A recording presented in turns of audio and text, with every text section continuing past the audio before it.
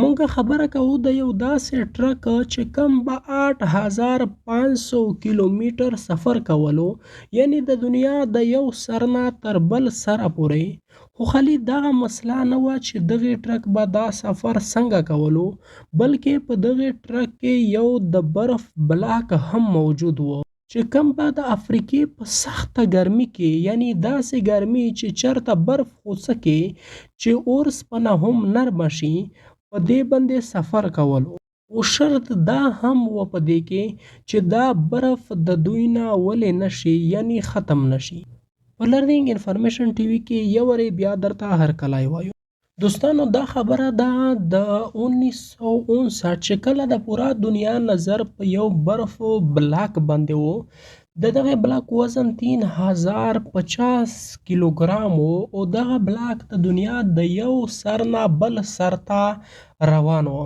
لیکن اخر دا ولې کېدل او د دغې تر شا کومه داسې غټه مسله وه.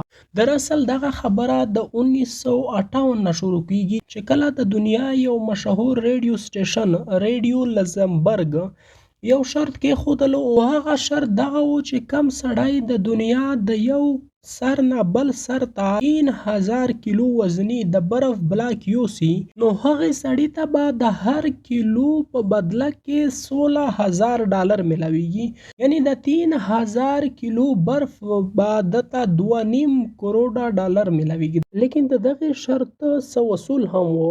اصول نمبر 1 دغه و چې دا برف به صرف د یو بلاک په شکل کې رسیږي. نمبر 2 دغه و چې دا برف به صرف په یو ګاډي کې او د روډ په ذریعه سره به دغه رسوي. نمبر 3 او په ټولو کې مشکل چې دغه برف ته به په ګاډي کې څه فریج یعنی ریفریجریټر نه استعمالیږي. دوی د دومره غټ انعام ځکه کېښودلی و چې دوی ویل چې دغه شرط به څوک پوره نه کړي، او لیکن تر یوه میاشت پورې دغه شرط په باره کې هیچا هم څه خبره نه وکړه. خو اخر یو سړي دغه شرط قبول کړلو او دغه خبر په پوره دنیا کې عام شولو، او د دغې سړي نوم و ناټویک. د دې کار دپاره ناټویک یو ټیم جوړ کړلو او خپل کار یې شروع کړلو، چې کله د دې کار په باره کې ریډیو سټیشن ولته پته ولګېدله، نو دوی په خپلې پیسې باندې وډار شول او دغه شرط یې ختم کړلو. خو د دغې شرط سره چونکې د ناټویک کمپنۍ ډېره زیاته مشهوره شوله، نو ده وویل چې دغه شرط که ختم هم شو نو موږ به دغه شرط بیا هم پوره کوو، ځکه چې د دغې شرط په وجه سره د ده کمپنۍ ډېره زیاته مشهوره شوله. د ده په ټیم کې یو انجینیر و، 4 د ټرک ډریوران و، 2 کیمرامین و او یو ورسره د ټرک میکینیک یعنی مستري و. د دغې ټیم سره نورې کمپنۍ هم ډېر زیات مدد وکړلو، لکه شیل کمپنۍ دوی ته ډیزل ورکړل، اوسکینا کمپنۍ دوی ته یو ټرک ورکړلو. دوی د کرین په ذریعه سره دغه بلاک په دغې ټرک کې لوډ کړلو. دوی د دغې برف په سیډونو کې یو خاص قسم ته کپړه ولګوله.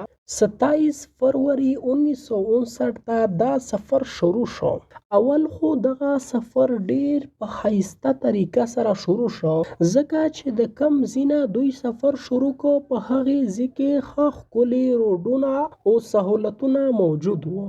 چونکې دا خبر ډیر زیات مشهور شوی و، نو ځای په ځای به د دوی کتلو دپاره ډیر زیات خلک هم جمع کېدل. یو هفته سفر خو دوی ښه ښایسته وکړ، خو په دې نه بعد د دوی سفر په کښتۍ کې روان شولو، او دوی خپله ټرک په یوه کښتۍ کې لوډ کړو او سمندري سفر یې شروع کړلو.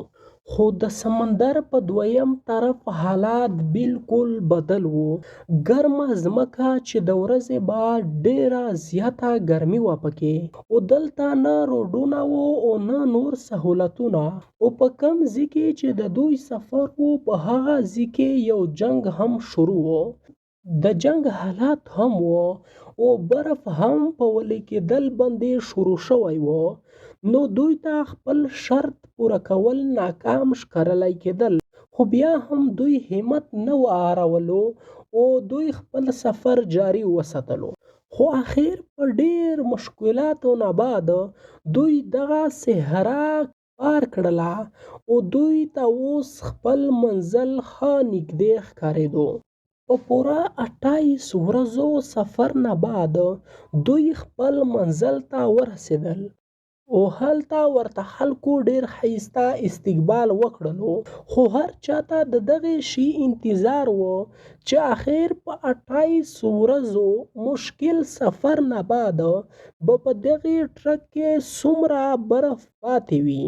نو چې کله دوی کنټینر کولاو کړلو نو دوی ډېر زیات حیران شول، ځکه چې اول په دې ټرک کې 3050 کیلو برف و، او په پوره 28 ورځو مشکل سفر نه بعد په دې ټرک کې 2714 کیلو برف پاتې شوی و، یعنی صرف 336 کیلوګرام برف ولې شوی و.